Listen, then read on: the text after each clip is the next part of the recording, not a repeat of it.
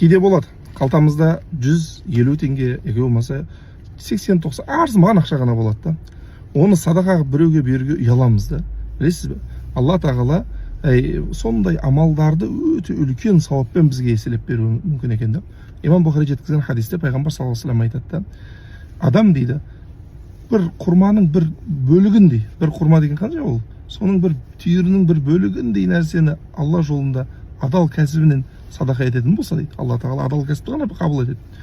Аллах субханаху ва тағаланың жолында садақа ететін болса, Алла тағала оның жомарттығымен қабылдайды да ертең қияметке дейін өсіреді дейді. Сіздер өздеріңіздің егіндеріңізге қалай қарасаңыздар, бау-бақшаларыңызға қалай қарасаңыздар, тура солай қарап оны баптап өсіреді дейді. Ертең қияметке барған кезде ол алдынан таудай сауап болып тұрады дейді. Өзіңіз ойлаңызшы, қазір егілген бір егін қияметке дейін 1000 жыл, 10 000 жыл, 20 000 жыл, білмейміз енді, 100 000 жыл бойы өсе беретін болса, ол қалай үлкен болады? Тура сол сияқты өсіріп біздерге сауап етіп береді дейді.